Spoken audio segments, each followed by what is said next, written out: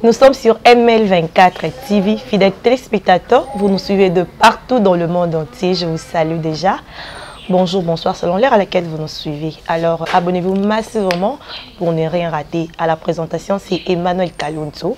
Un grand merci à mon équipe technique. Alors, fidèles téléspectateurs, aujourd'hui, je ne suis pas seule. Je suis accompagnée de pasteur Stéphane Moulamba.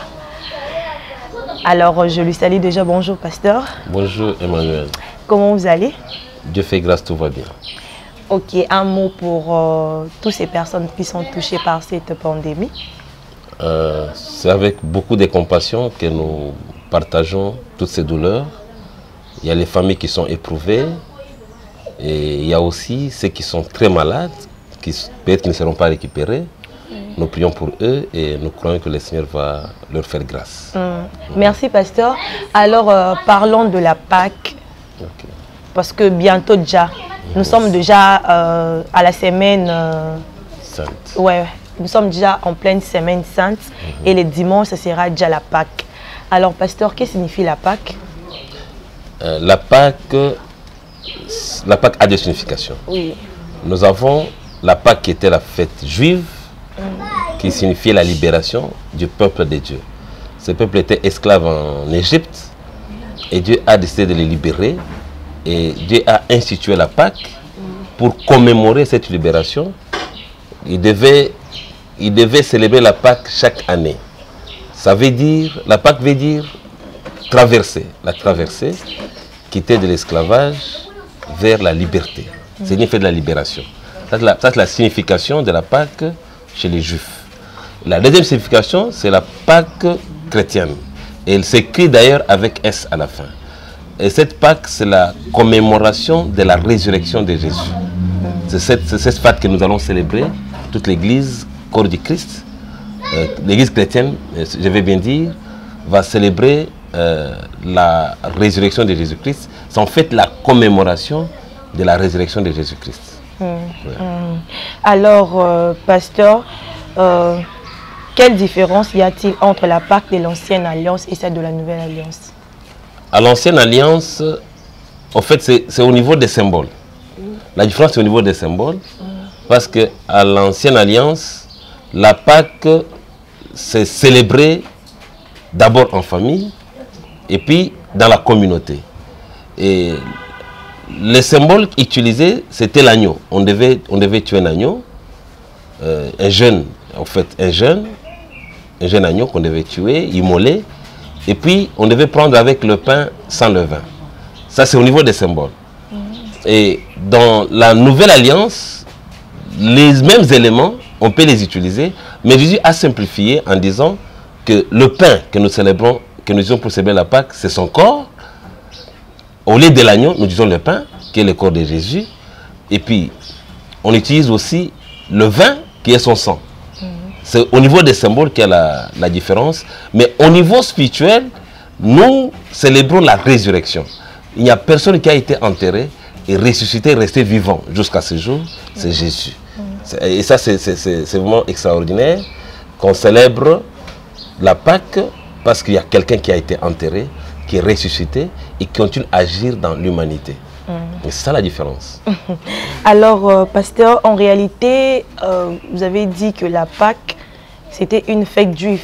Oui. C'est ça, non? Au départ. Au départ. Oui. Alors, une fête juive, et pourquoi le chrétien la célèbre-t-il?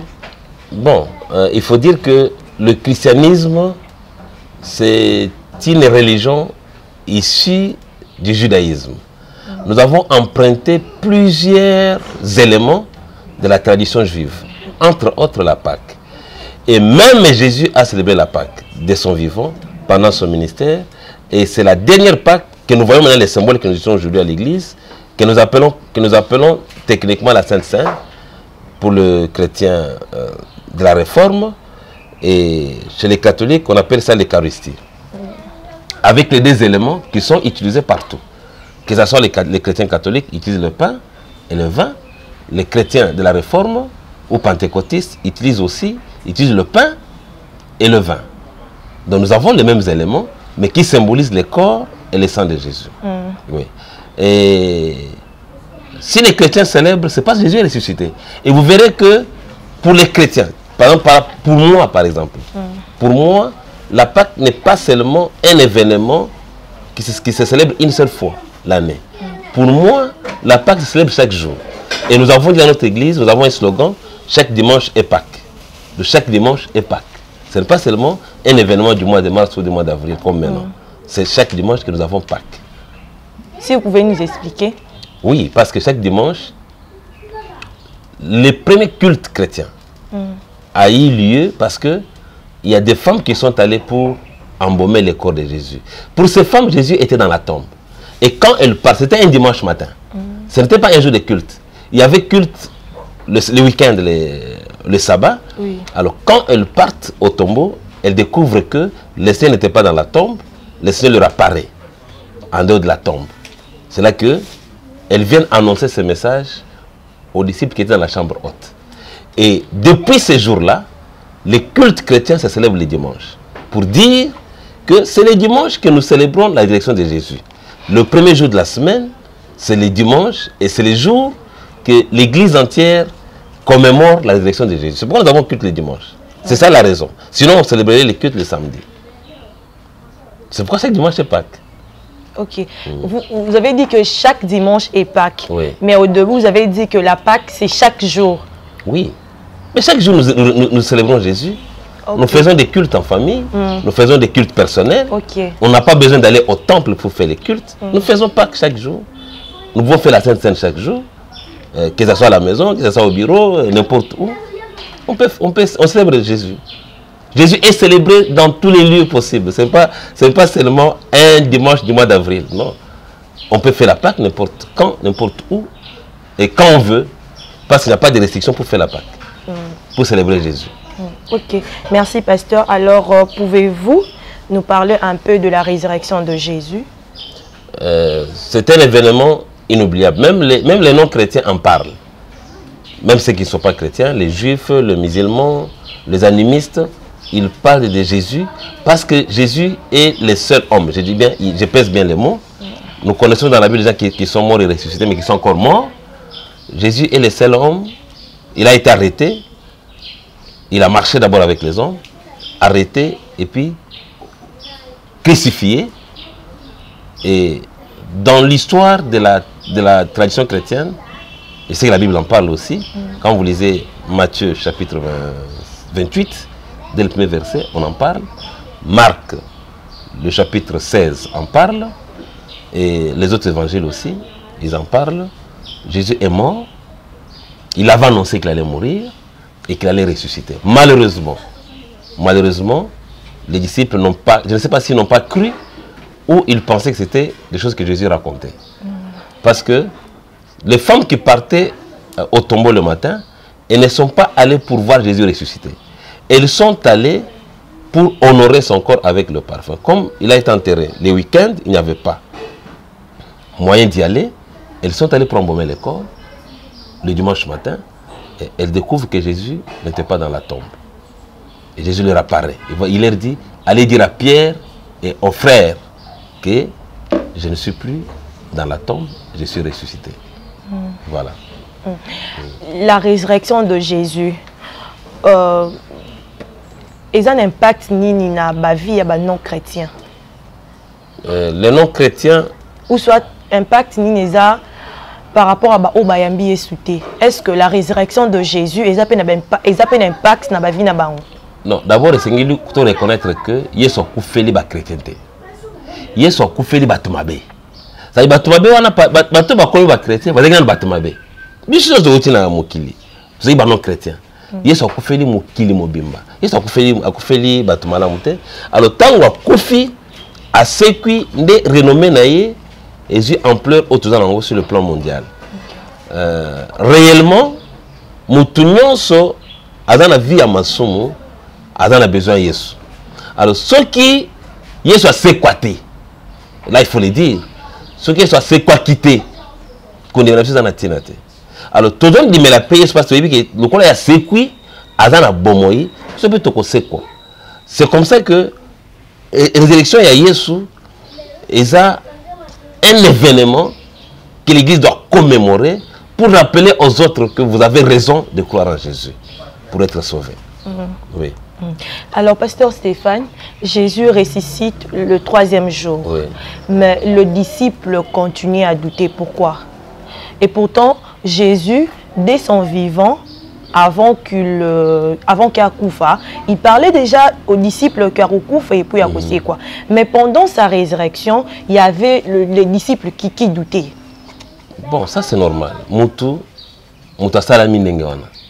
Mouta salami na un certain degré d'autorité, les libertés, si je veux bien dire, ils ont permis de l'état de Magnonso.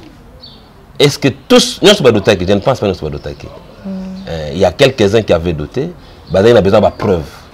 Et tant que ils n'ont pas continué à douter, par contre ils sont repentis. Je me rappelle de la réponse de Thomas qui a dit quand il voit, il dit, mon Seigneur et mon Dieu. Il n'a pas continué à douter.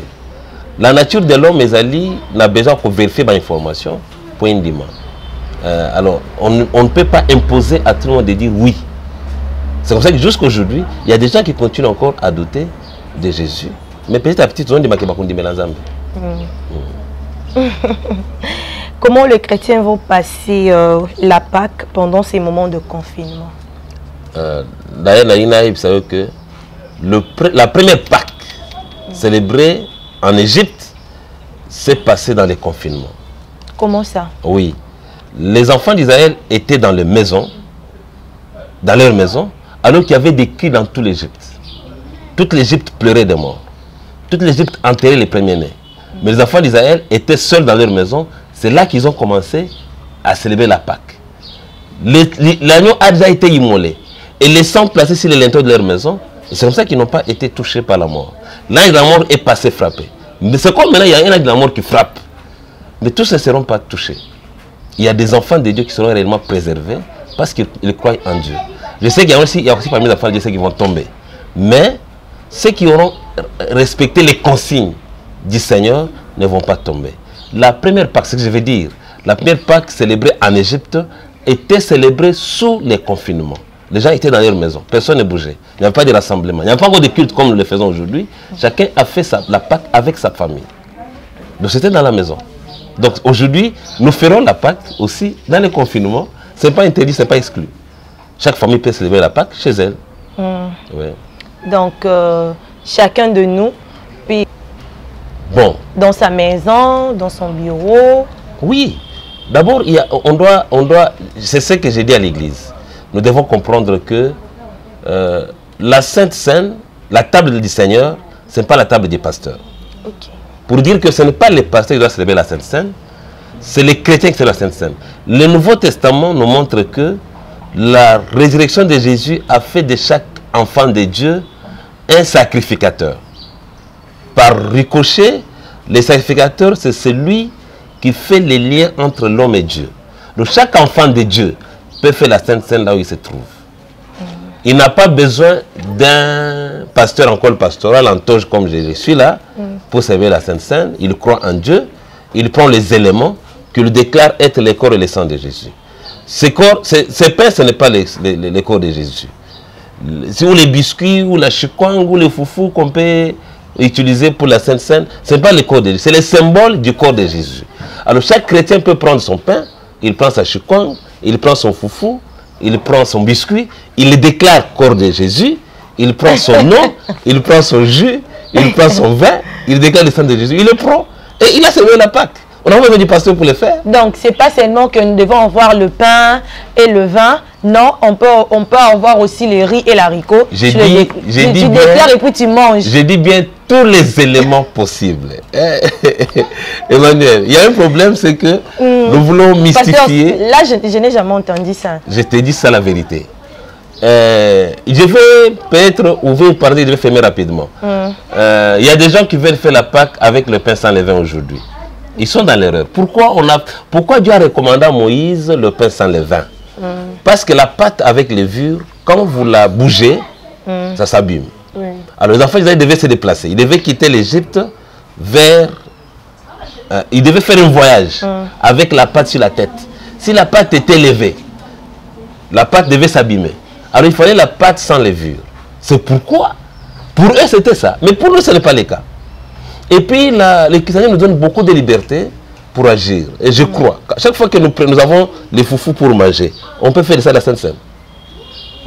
Chaque fois que j'achète un biscuit, je mange, je fais ça à la Sainte Seine. Je n'ai pas besoin d'un pasteur pour célébrer la Pâque. Et je crois qu'il y a des gens les théologiens vont peut-être essayer de me contredire, mais ça c'est ma propre conviction, et nous agissons par la foi. Tout ce que nous faisons, c'est par la foi. Même les disciples qui ont mangé la Pâque avec Jésus, la Sainte Seine avec Jésus, Jésus leur a dit, c'est mon corps, c'était le pain. Ils mangeaient le pain, symbole du corps de Jésus. Il leur a dit, toutes les fois que vous vous réunirez, faites ceci en mémoire de moi. Alors, en famille, nous pouvons célébrer la Pâque avec les foufous, tout ce qu'on mange. Selon les Juifs mangeaient le pain. Le pain, c'était pour eux leur repas de base. Mais pour eux, ce n'est pas le pain. Donc, pour un soiliphone, il peut prendre le boukari. Pour un Mukongo, il peut prendre la chikwang. Pour un Mouteta, il peut prendre le riz.